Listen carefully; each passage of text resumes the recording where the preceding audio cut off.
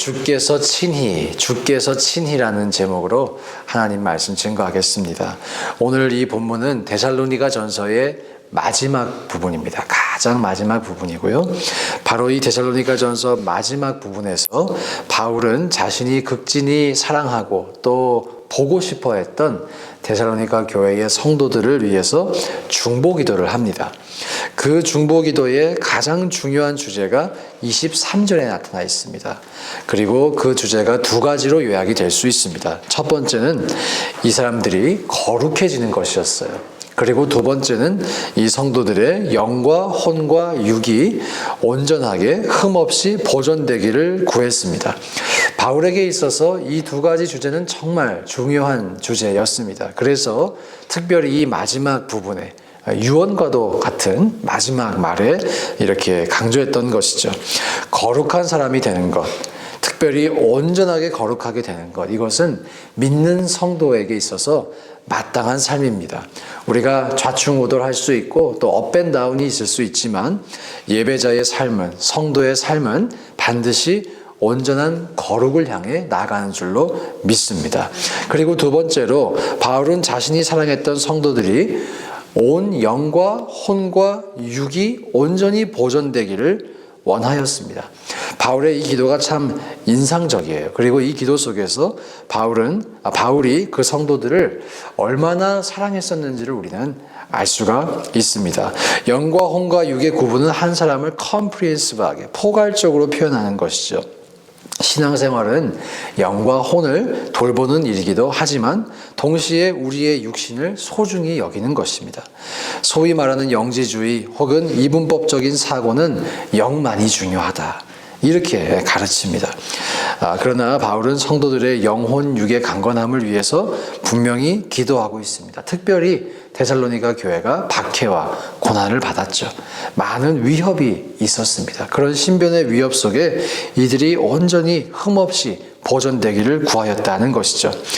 이 편지가 사실 데살로니가 성도들에게 1차적으로 전달이 되었지만 우리에게 전달된 편지인 줄 믿습니다. 그렇죠? 그리고 사도 바울이 펜을 들고 작성하긴 했지만 원저자는 성령님이시고 그 성령께서 우리에게 전달하는 편지라고 믿습니다. 그래서 이렇게 적용해 볼 수 있겠죠. 하나님은 여러분과 제가 거룩해지기를 원하십니다. 또 하나님은 여러분과 저의 영과 혼과 육이 마지막 날까지 흠없이 보존되기를 원하십니다. 강건하시길 원하십니다. 이런 점에서 신앙생활은 전인적인 회복과 치유가 일어나는 일인 줄로 또한 믿습니다. 하나님의 이 두 가지 소망이 저와 여러분에게 일어나기를 주의 이름으로 축원드립니다. 먼저 거룩을 우리가 어떻게 이룰 것인가. 이전에 제가 거룩, 그것이 알고 싶다라는 설교에서 나눴던 내용을 잠시 복습해 드리기 원합니다. 거룩해지라는 의미가 뭐라고 말씀드렸죠? 어떻게 하면 우리가 거룩해질 수 있다고 말씀을 드렸습니까? 우리가 열심히 이렇게 새벽 기도 나오면 거룩해질까요? 열심히 말씀을 살아내기를 힘쓰고 모든 하나님 말씀을 계명을 지키기로 애쓸 때 거룩해질 수 있을까요? 사실 그렇게 되지 않는다고 말씀을 드렸죠. 우리가 거룩해질 수 있는 원리는 우리가 구원받는 원리와 같다라고 말씀을 드렸습니다. 하나님을 믿음으로 주께서 우리를 거룩하게 하신다. 우리 스스로 거룩해지는 것이 아니라 하나님이 우리를 거룩하게 하신다. 이 말씀 기억하시죠? 그래서 설교 초반에 거룩하다고 생각하시는 분 손들라고 했을 때는 아무도 안 들다가 마지막에 다 손든 기억, 여러분 기억나실 것입니다. 그렇게 기억을 남기게 해드리려고 그렇게 했던 것이에요. 오늘 그 원리가 동일하게 이 본문에서 나타납니다. 23절을 우리가 가만히 묵상해 보면요, 정말 우리가 주목해서 보아야 될 한 가지 단어가 있어요. 바로 친히라는 단어입니다. 하나님이 친히, 이 단어 다들 아시죠? 주님이 직접 우리를 거룩하게 하신다라고 본문이 증거하고 있어요. 이것이 복음입니다. 우리 스스로 거룩해지는 것이 아니라 하나님이 우리를 거룩해 하신다. 이것이 복음입니다. 왜냐하면 우리 스스로는 결코 거룩해질 수가 없기 때문이에요. 나의 힘과 능력으로는 거룩해질 수가 없기 때문이에요. 하나님이 우리를 거룩해 하신다. 이것이 복음입니다. 우리는 여전히 죄를 짓고 넘어지죠. 어쩌면 지금 예배를 드리고 나가는 순간에는 우리가 엄청난 자신감을 가지고, 그래, 새벽기도 이제 할 거야. 나 은혜 받았어. 이제 새벽기도 내가 할 거야. 새벽기도 그리고 했어. 이제 승리할 거야. 그런 자신감을 가질지도 모르겠어요. 근데 우리가 그렇지 않습니다. 우리 식당도 개업을 하자마자 사람이 막 몰리는 경우가 있어요. 이런 것을 전문 용어로 오픈빨이라고 합니다. 오픈빨. 신앙생활에도 오픈빨이 있어요. 처음 믿을 때 막 불타오릅니다. 또 지금처럼 부흥회를 마치고 있을 때 오픈빨이 있습니다. 그런 오픈빨이 있는데 그 오픈빨로 결승전까지 통과하기가 참 어려워요. 우리는 오랜 신앙생활의 경험을 통해서 이미 알고 있어요. 우리 스스로의 힘으로는 결코 거룩해질 수가 없습니다. 온전해질 수가 없다는 것이죠.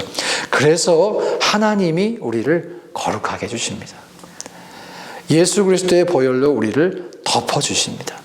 거룩이란 마치 내가 흰옷을 입고 있기 때문에 김치찌개가 아무리 좋아도 먹을 수 없는 것이다, 이렇게 설명을 드렸죠. 그런 것처럼 내가 하나님의 은혜로 말미암아 이미 거룩해졌음을 믿기에 도저히 수준 맞지 않는 죄를 지을 수 없는 것이다, 이렇게 설명을 드렸습니다.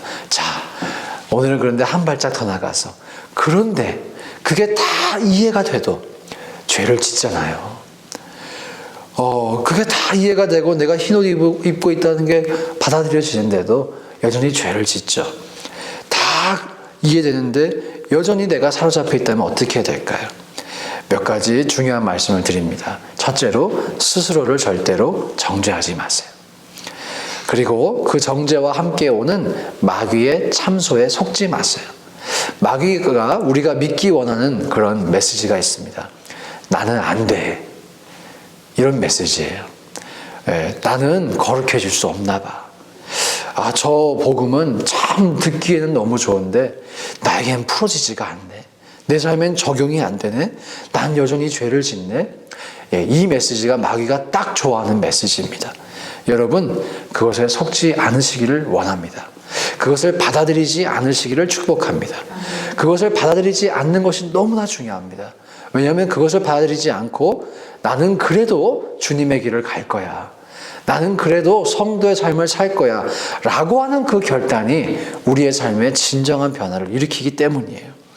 그럼에도 불구하고 또 넘어진 나의 이 연약함에도 불구하고 다시 결단하고 다시 회개하며 나아오는 나를 안아주시는 주님의 은혜를 붙잡으시길 축복합니다. 그리고 스스로 생각해 보면 사실 지금까지 우리가 죄를 얼마나 많이 졌어요. 여기 서 있는 저부터 이렇게 많은 셀 수 없는 죄를 졌는데도 오늘 우리가 여기 나와 있잖아요. 이게 하나님의 은혜가 무궁무진하다는, 무한하다는 증거입니다. 우리가 다시 일어설 수 있는 기회가 있다는 증거입니다. 이 사실을 잊지 말자고요. 그리고 분명히 돌아보시면 우리가 과거의 어느 한 시점보다는 지금 더 온전해져 계실 것입니다. 내가 다 인지하지 못해도 하나님이 나를 변화시켜 가고 계신다. 나를 친히 붙잡고 거룩을 향해 나아가고 계신다. 이것을 우리가 붙잡고 주님이 친히 거룩해 하시는 그것을 믿을 수 있기를 주의 이름으로 축복합니다. 두 번째로, 바울은 영과 혼과 육이 강건하기를 중보하였습니다. 우리 중에는 영이 일그러진 사람도 있고 혼적인 생각이 어둡고 삐뚤어진 혹은 상처 입은 그런 분도 계시고 육체의 질병으로 고통받는 분도 있어요. 우리 중에서 이 세 가지로부터 영과 혼과 육이 다 온전하고 다 자유로우신 분 사실 많지 않습니다. 모든 인생은 반드시 이 셋 중 하나가 연약함을 겪고 있는 것 같아요. 그러니까 바울이 기도했던 것이죠.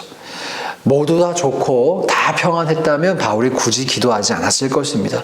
이 고통이 우리의 삶에 있는 실제적인 고통이기 때문이죠. 그런데 이 고통이 왜 존재할까요? 죄 때문입니다. 최초에 창조된 창세기에 처음 등장했던 아담과 하와는 이런 영과 혼과 육이 다 강건하였죠. 아무런 상처도 없었고 죄도 없었습니다. 그러나 죄가 들어옴으로 인해서 인간이 일그러지기 시작했어요. 근데 여러분, 복음이 무엇일까요? 바로 그 창조의 원형이 회복되는 사건입니다. 그리고 복음의 약속은 하나님께서 이 회복도 친히 이루어 가신다는 거예요. 그게 24절에 나타나 있어요. 24절 다 함께 한번 읽어볼까요? 시작. 너희를 부르시는 이는 미쁘시니 그가 또한 이루시리라. 그가 또한 이루시리라. 여기서 미쁘시다라는 표현이 있는데요. 이것은 신실하시다, faithful하시다라는 표현입니다. 하나님은 faithful하시다. 어제나 오늘 영원토록 동일하시다. 우리의 고통, 우리의 연약함을 잊지 않으신다는 것이죠. 우리는 잊어버려도 하나님은 잊지 않으시다. 신실하시다. 그 신실함으로 우리를 온전케 이루어 가실 것이다. 여러분, 예수를 믿는다는 것은 하나님께서 나의 내면과 자아와 육체, 이 영혼육을 전인격적으로 회복시켜 가실 것임을 믿는 것입니다. 하나님께서 친히 일을 이루어 나갈 것임을 믿는 것입니다. 그래서 우리가 신앙생활을 지금 잘하고 있는지 아니면 잘 못하고 있는지를 알 수 있는 기준이 또 한 가지가 있어요. 이 일이 지금 나에게 일어나고 있는지를 살펴보면 됩니다. 내가 영적인 성숙이 있는지, 나의 나의 생각이 부정적이었다가 하나님의 말씀으로 온전하여지고 있는지, 또 나의 육신이 건강해지고 있는지. 성경이 그것을 말씀하고 있잖아요. 그가 또한 이루시리라, 이렇게 말씀하고 있잖아요. 그가 또한 이루시리라라고 말씀하셨기 때문에 우리가 신앙생활을 온전히 지금 하고 있다면 그 일이 반드시 일어나고 있겠죠. 사랑하는 여러분, 저는 여러분의 신앙생활이 온전하여져서 이 일이 우리 모두에게 일어나기를 간절히 축복합니다. 제가 이번에 집회를 하면서 크게 도전받은 것 중에 하나가 앞으로 우리 성도들의 치유를 위해서 적극적으로 기도해야겠다라는 것이에요. 주님이 제게도 성령의 경험을 주셨고 깊은 체험을 주셨는데 내가 이 기도를 해야지, 안 할 수 없지, 그런 도전을 받게 됐어요. 그리고 참 신기하게 그런 도전을 받고 있었는데 오늘 설교하는 본문에 이 내용이 딱 나왔어요. 사도 바울이 사랑했던 그 성도들을 위해 영과 혼과 육이 온전하게 되기를 기도했구나. 이것이 저에게 또한 주시는 컨펌이 되었습니다. 여러분도 함께 우리가 기도하기 원합니다. 하나님께서 우리의 영과 혼과 육을 흠없게 보존해 주시기를. 우리가 늘 기도하고 영육 간의 강건함을 기도할 때 하나님께서 또한 이루시리라. 그가 우리의 삶 가운데 이루어 가실 것을 기대합니다. 이러한 은혜가 우리 모두의 길을 주의 이름으로 축복합니다. 함께 이 시간 기도하실 때